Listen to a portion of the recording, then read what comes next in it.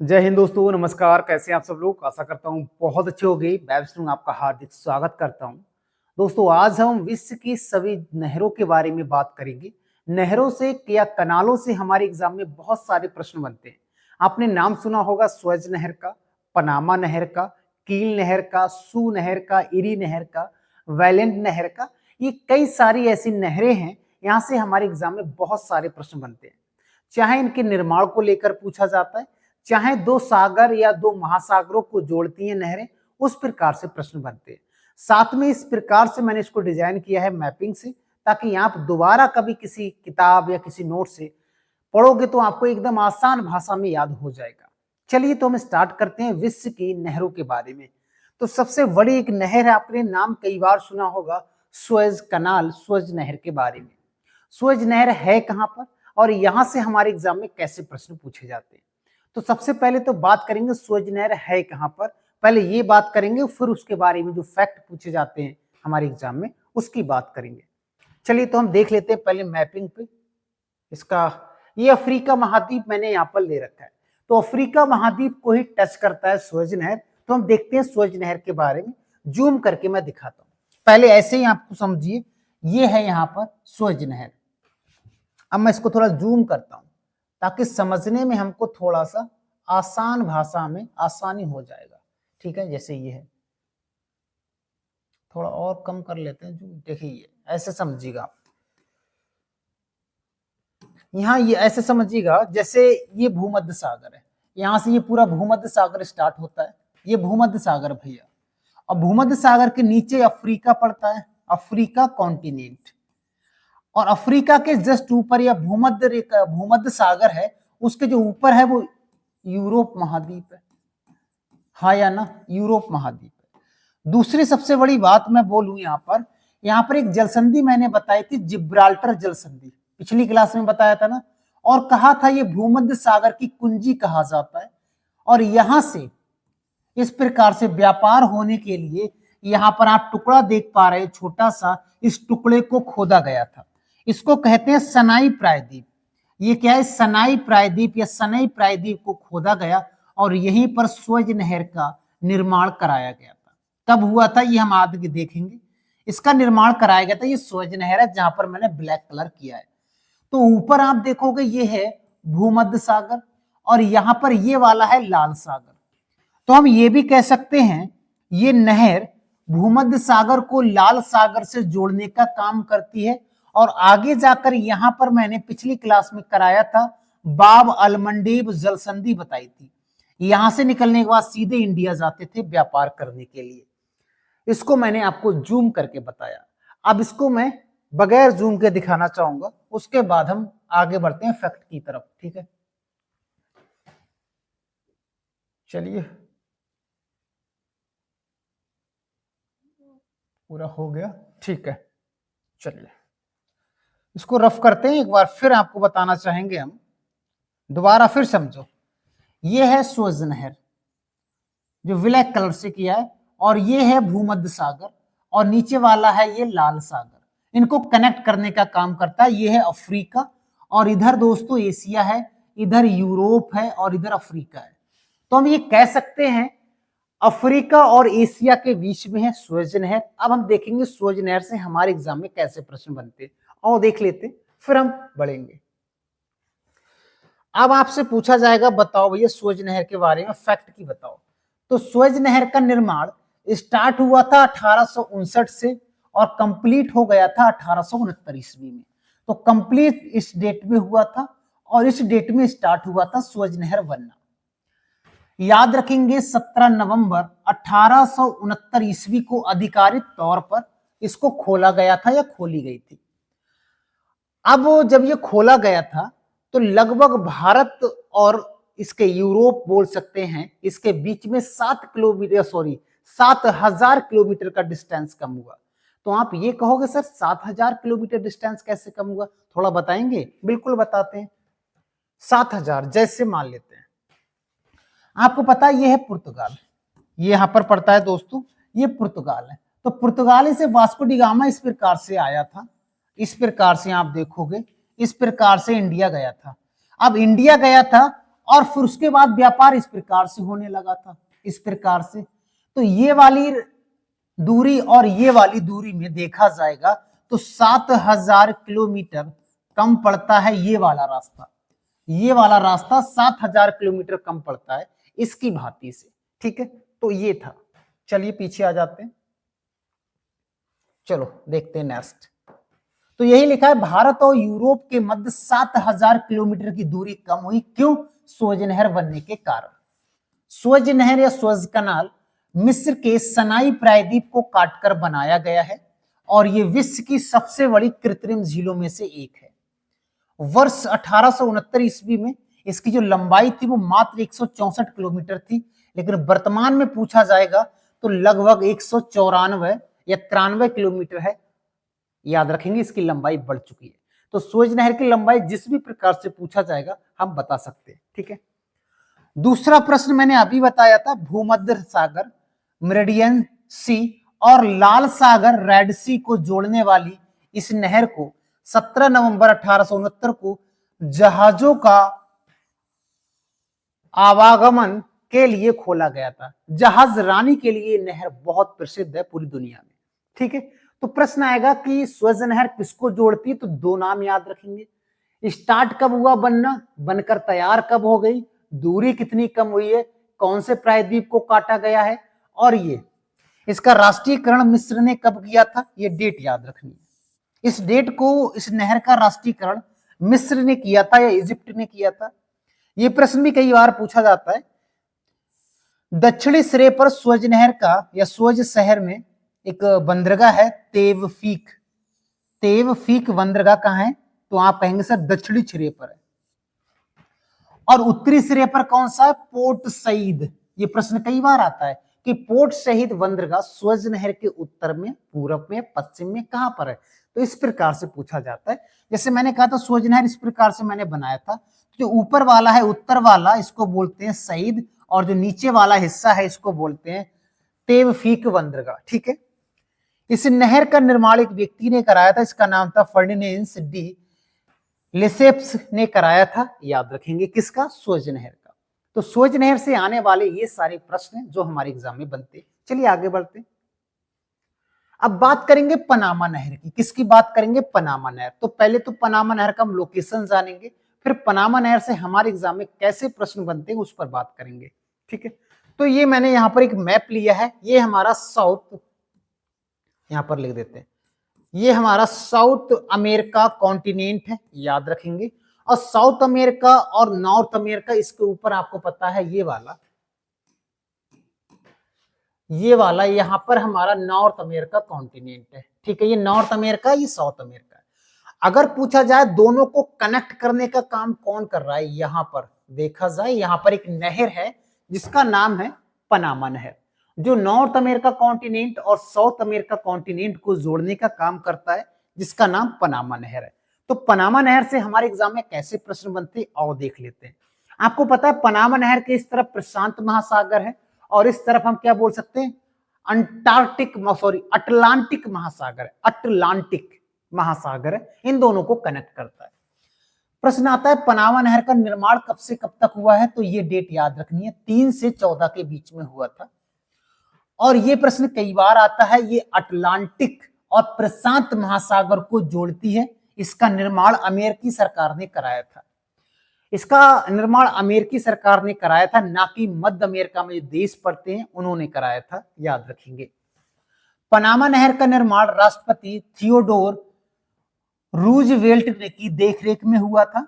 ये प्रश्न कम आता है। नेक्स्ट है कि पनामा नहर को बनाने के लिए हेब-उन-वरीला संधि पर हस्ताक्षर हुआ। तो प्रश्न आएगा कि पनामा नहर बनाने के लिए कौन से संधि पर हस्ताक्षर हुआ, तो हम बता सकते हैं। इसकी कुल लंबाई कितनी है, तो इसका 82 किलोमीटर लंबाई है, जो मैंने बनाई है ये 82 किलोमीटर है। और ये खोली कब हुई थी, 15 अगस्त 1914 ईस्वी में। आपको पता है 1914 प्रसिद्ध है मैकमोहन रेखा के लिए। शिमला समझौता हुआ था और उसमें भारत और चाइना के बीच में मैकमोहन रेखा का निर्धारण भी 1914 ईस्वी में किया गया था। और भी कई सारी घटनाएं हुई थी 1914 ईस्वी में, ठीक है। ये है सुएज नहर, सॉरी ये है हमारा पनामा नहर, ठीक है। ये पनामा नहर है, इसकी कुल लंबाई है लगभग में 82 किलोमीटर, याद रखेंगे। तो यहां से जो प्रश्न सबसे ज्यादा पूछा जाता है वो दो है। पहला कि किस किस को अलग करती है, तो नॉर्थ अमेरिका और साउथ अमेरिका। कौन से सागर को कनेक्ट करती है, तो प्रशांत और अटलांटिक। बस इतना याद रखेंगे। आगे बढ़ते हैं। अब आपका नाम सुना होगा कील नहर का।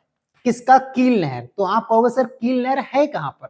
कील वो वाली कील नहीं जो ठोकने वाला है भाई, कील नहर। तो यहां से दो प्रकार से प्रश्न बनता है। सबसे ज्यादा जो बना हुआ है वो है ये किन सागरों को जोड़ती है। इसका मैं बड़ा मैप पहले समझाता हूं, फिर छोटे मैप पर आएंगे तो आपको समझ में ज्यादा आएगा। ठीक है, ये है, ये यूरोप महाद्वीप का मैंने मैप लिया है। यहां पर यूरोप महाद्वीप में समझने की बात करते हैं, समझते हैं इसमें। देखो थोड़ा इसको जूम कर ले, बताओ, ऐसे समझ लो, थोड़ा जूम मत करो, ऐसे समझो आप। देखो यहां पर ये है जर्मनी, ठीक है, जर्मनी के बाद ये है पोलैंड, पोलैंड देश है। ये फ्रांस एक देश है, ये इंग्लैंड एक देश है, ये नॉर्वे एक देश है, ये स्वीडन देश है और ये फिनलैंड देश है। लाटविया, इस्तोनिया, यहाँ पर तीन है बाल्टिक। तो ये जो सागर है यहाँ पर, ये वाला, इसका नाम क्या है? तो आप कहोगे इसका नाम है बाल्टिक सागर। क्या नाम है आपका? आप बताओगे इसका नाम है बाल्टिक सागर। कलर ये वाला यहां पर लिख देते हैं, इसका नाम है बाल्टिक सागर। ठीक है, और इस तरफ जो सागर है ये वाला, इसका नाम है उत्तर सागर। क्या नाम है? उत्तर सागर। और कील नहर कहां पर अवस्थित है? तो याद रखेंगे कील नहर है यहां पर, यहां पर यही है कील नहर। ठीक है, तो हम ये कह सकते हैं कील नहर कहां पर है, और इसके ये हमारा जर्मनी है। जर्मनी के ऊपर डेनमार्क देश है, ये वाला, ये ऊपर वाला डेनमार्क है। तो हम ये कह सकते हैं बाल्टिक सागर को उत्तर सागर को जोड़ने का काम करती है। या इसके उत्तर में बात करेंगे तो डेनमार्क देश पड़ता है, और इसके दक्षिण में बात करेंगे तो जर्मनी देश पड़ता है। समझ में आ गया? अब हम छोटे मैप पर आते हैं। ये इतना पर्टिकुलर, इतना ही मैप मैंने लिया है, उस पर बात करेंगे। देखो मैंने कहा था ये है हमारा बाल्टिक सागर, बाल्टिक, बाल्टिक, ठीक है। और इस तरफ है उत्तर सागर। क्या है? उत्तर सागर। और कहां पर है ये नहर? ये है नहर, देखो ये इस प्रकार से बनी गई है, ये है नहर। ठीक है, ये है कील नहर। तो प्रश्न आएगा भैया कील नहर कहां पर है? पहला प्रश्न, तो आप कहेंगे कील नहर दुनिया की सबसे व्यस्त कृत्रिम नहर है। व्यस्ततम की बात करें पूरी दुनिया में तो यही है। ये जर्मनी के श्रेसिंग होल्स्टीन में स्थित है, यानी यहां पर स्थित है। जर्मनी है नीचे वाला, जर्मनी, और ये ऊपर वाला डेनमार्क है। उत्तरी सागर को बाल्टिक सागर से जोड़ने का काम करती है। ये बाल्टिक सागर है, ये उत्तरी सागर है। इसकी कुल लंबाई 98 किलोमीटर है और इसकी अधिकतम चौड़ाई है 90 मीटर, याद रखेंगे। इसको पार करने में लगभग 8 घंटे लगते हैं, 6, 7, 8 घंटे भी लग सकते हैं, इतना लंबी है ये। इसका नाम है कील नहर। तो कील नहर कहां अवस्थित है? आप बहुत आराम से बता सकते हो। ये दोस्तों स्वीडन है और ये नॉर्वे है। ठीक है, देखो इनका पोलैंड है, याद रखेंगे। उस पर नेक्स्ट बढ़ते हैं। उसके बाद है सू नहर। तो आपसे प्रश्न आएगा भैया सू नहर कहां पर है? कई बार एग्जाम में प्रश्न बनता है, चलो देख लेते हैं। सू नहर सुपीरियर झील को ह्यूरन झील से जोड़ती है।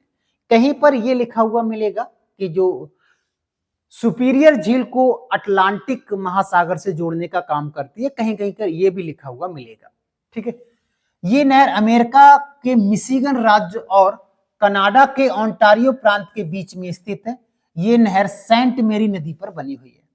अब हमको तो यही नहीं पता है कि भैया ये झील कहां पर है ना, ये झील कहां पर है। तो इसका मैं एक मैप बना रहा हूं झील को याद रखने के लिए। चलो समझो इस चीज को। अमेरिका के अंदर मैंने कल परसों वाले दिन झीलें पढ़ाई थी, विश्व की प्रमुख झीलें। तो उसमें मैंने जब नॉर्थ अमेरिका की झीलें बता रहे थे तो मैंने कहा था 5 बड़ी या 5 महान झीलें हैं, उनका क्रम ईस्ट टू वेस्ट बता देते हैं। ये 49 डिग्री समांतर रेखा है भैया। ठीक है, इसके ऊपर मैंने कहा था भैया कनाडा है, इसके ऊपर मैंने कहा था कनाडा है और इसके नीचे यूएसए है, यही मैंने बताया था। ओके, आगे देखते हैं। मैंने कहा था सबसे पहली जो झील है उसका नाम है सुपीरियर, ये है सुपीरियर। सुपीरियर के बाद एक दूसरी झील है, इसका नाम है मिशिगन। इसका क्या नाम है? इसका नाम मिशिगन है। और फिर तीसरी झील का नाम है, उसका नाम है ह्यूरोज। ये हम मिशिगन लिख सकते हैं यहां पर, एक मिनट,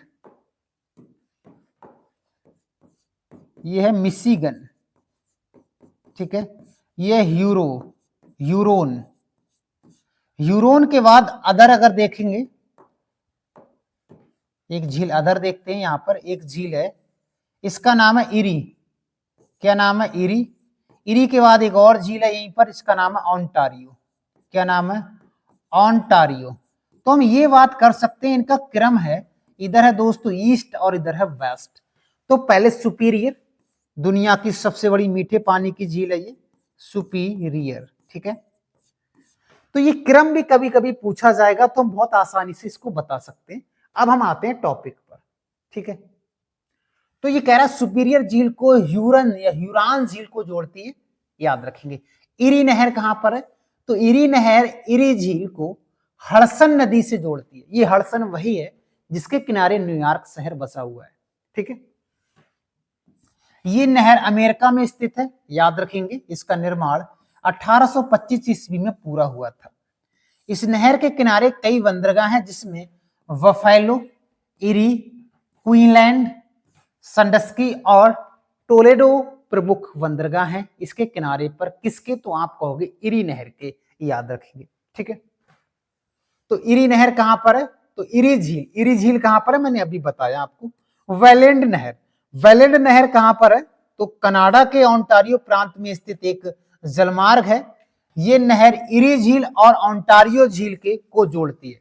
अभी मैंने आपको इरी झील बताया था और इरी के बाद मैंने ओंटारियो ही तो बताया था, ओंटारियो। तो इन दोनों को कनेक्ट करने का काम कौन सी झील करती है? वो सॉरी नहर करती है, वेलेंट नहर। और इसी के बीच में नियाग्रा वाटरफॉल है, ये मैंने पिछली क्लासों में बताया था आपको, है ना। तो याद रखेंगे नियाग्रा वाटरफॉल कहां है? तो ओंटारियो इरी के बीच में ही स्थित है, याद रखेंगे। चलिए आगे बढ़ते हैं। न्यू वाटरवे नहर के बारे में अगर पूछा जाए कि कहां पर पड़ती है, ठीक है, तो न्यू वाटरवे नहर जर्मनी में उत्तरी सागर और रॉटरडम डाम के बीच में स्थित है। ये एक प्रमुख बोल सकते हैं नहर है। तो ये जर्मनी के उत्तरी सागर के पास में। अब भाई जर्मनी कहां पर है? तो यहां पर ये पड़ती है, ये मैं बता देता हूं, यहां पर इस साइड में, ठीक है, यहां पर पड़ता है, ठीक है। यहीं पर डैम वगैरह पड़ता है।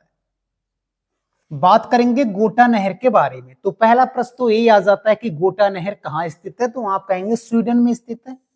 किस किस को कनेक्ट करती है और देखते हैं। यह नहर दक्षिणी स्वीडन से या स्वीडन से होकर गुजरती है और वेनर्न झील को बाल्टिक सागर से जोड़ने का काम करती है। झील को बाल्टिक सागर से जोड़ती है। और यही गोटा नहर स्वीडन की सबसे बड़ी निर्माण परियोजनाओं में से एक है। और ये नहर गोथेनबर्ग स्कॉटहोम को जोड़ने का काम करती है। तो कहीं कहीं स्कॉटहोम लिखा हुआ आ जाएगा, कहीं बाल्टिक सागर आ जाएगा। तो दो तीन प्रकार से प्रश्न बनता है। प्रश्न आएगा लुटविन, पहले तो इसका लोकेशन जान लेते हैं, गोटा वाले का। तो गोटा वाला यहीं पर पड़ता है, सॉरी ये जो ग्रीन कलर का मैंने बनाया है यही है गोटा वाला, ठीक है। बात करेंगे लुटविग नहर के बारे में, तो इसका सही आंसर हो जाएगा ये जर्मनी में है, याद रखेंगे। और इसका निर्माण बवेरिया के राजा लुटविन प्रथम के द्वारा 1936 और 46 के बीच में कराया गया था। बस इतना याद रखेंगे, काम हो जाएगा। और ये किस किस को जोड़ती है? तो डैन्यूब बेसिन को राइन बेसिन से जोड़ने का काम करती है, याद रखेंगे। और ये जर्मनी में ही है। जर्मनी कहाँ है मैंने आपको बता दिया, जर्मनी यहां पर ये स्थित है, याद रखेंगे। उसके बाद में सफेद सागर नहर के बारे में अगर मैं बात करूं, प्रश्न आएगा सफेद सागर नहर और बाल्टिक नहर रूस में स्थित एक मानव निर्मित नहर है। यह नहर व्हाइट सी को ओनेगा झील से जोड़ने का काम करता है। जब हमने झीलें पढ़ी थी तो मैंने ओनेगा झील बताया था, जब सागरों के बारे में बताया था तो व्हाइट सी बताया था कहां पड़ता है। एक बार और बता देंगे, ओनेगा झील बाल्टिक सागर से जुड़ी हुई है। इस नहर को स्टालिन नहर के नाम से जानते हैं। आओ देख लेते हैं भाई। देखो यहाँ पड़ता है व्हाइट सी इस सेट में, और ओनेगा झील पड़ती है यहाँ पर। तो इसको कनेक्ट करने की काम करती है ये नहर, हमको याद रखना है, ठीक है। उसके बाद बोलगा डॉन नहर के बारे में अगर मैं बात करूं, ये कहां पर स्थित है, तो याद रखेंगे ये रूस में ही स्थित है। बोलगा और डॉन नदियों का जहां पर मिलान बिंदु है, अब वो किस नहर के द्वारा मिलान बिंदु है, तो बोलगा डॉन, उसी के नाम से एक नहर बनाई गई है, हमको याद रखना है कहां पर है, तो रूस में है, ठीक है। एक नहर का नाम है साल्ट सेंट मैरी नहर, कई बार प्रश्न आता है कहां है, तो आप सीधे कहोगे कनाडा की एक नहर है, प्रसिद्ध नहर है, ऐतिहासिक जलमार्ग है, याद रखेंगे। तो इतनी सारी नहरें थी जो हमारे एग्जाम में प्रश्न बनते हैं, ठीक है। ये सही सभी नहरें थी जहां से हमारे एग्जाम में प्रश्न बनते हैं, और इसका जो पीपीटी है या पीडीएफ है वो भी डाउनलोड आप कर सकते हो। उसके लिए आपको टेलीग्राम चैनल पर जाना है और लिखना है जीएस बाय विष्णु सर, आपको मिल जाएगा। चैनल पर नए हो तो चैनल को सब्सक्राइब जरूर कीजिएगा। बाकी मिलते हैं नेक्स्ट वीडियो में, आज के लिए इतना ही। जय हिंद दोस्तों।